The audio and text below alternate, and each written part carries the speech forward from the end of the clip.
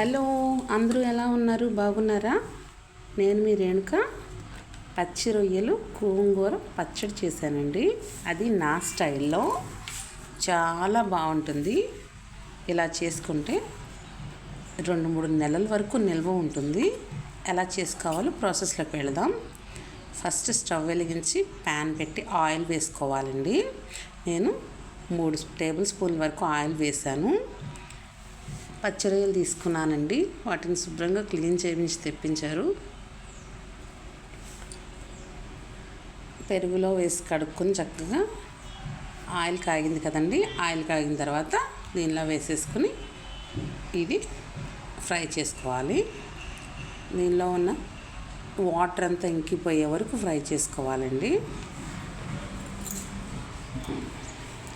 పచ్చి రొయ్యలు తెచ్చిన తర్వాత రొయ్యలు వలిచి తీసుకున్న తర్వాత అండి, వీపు భాగాన నల్లటి పేగు లాంటిది లోపలికి ఉంటుంది. దాన్ని మాత్రం తీసివేసి వండుకోవాలండి.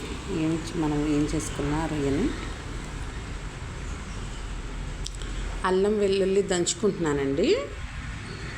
ఇప్పుడు ఇవి ఫ్రై అయిపోయాయి కదా, ఆయిల్ అంతా వాటర్ అంతా కూడా అయిపోయింది. దానిలో వేసేసుకొని ఇది కూడా వేయించుకోవాలి.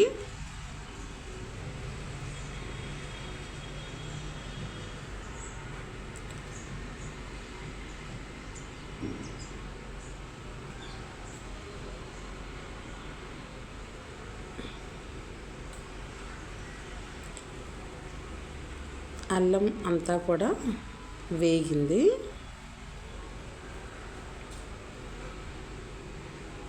ఆల్రెడీ కొద్దిగా పసుపు సాల్ట్ వేయించుకున్నానండి.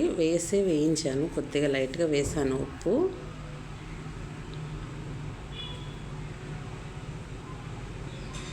బ్రౌన్ కలర్లోకి వచ్చేసాయి కదండి. అదిగో చూడండి అల్లం.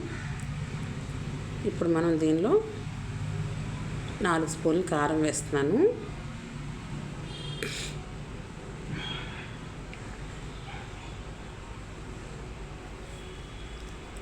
రెండు స్పూన్లు ఉప్పు వేసుకుందాం.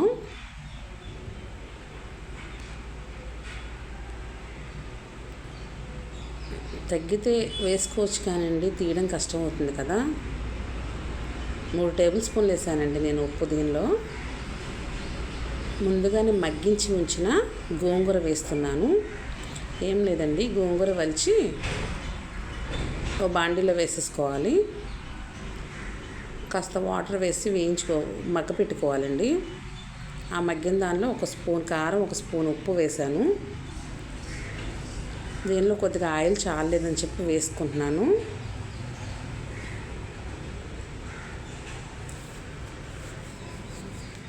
పచ్చడి కంటే ఆయిల్ చాలానే పడుతుందండి. కారం చెక్ చేసుకుంటే సరిపోలేదు, అందుకని ఇంకో 2 స్పూన్లు కారం, 1 స్పూన్ ఉప్పు వేసాను.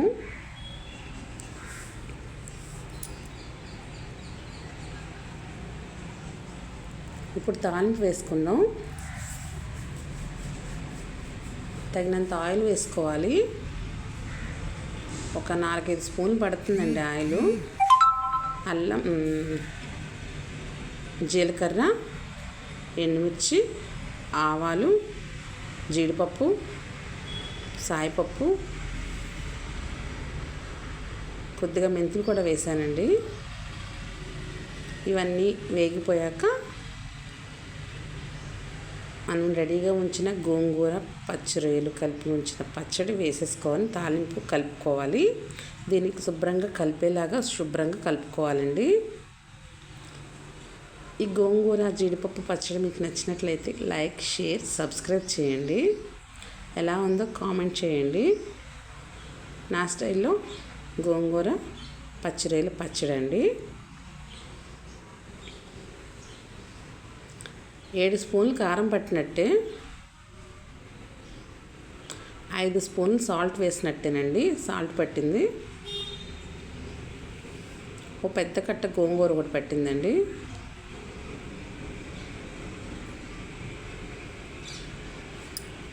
ఉంటానండి, బాయ్.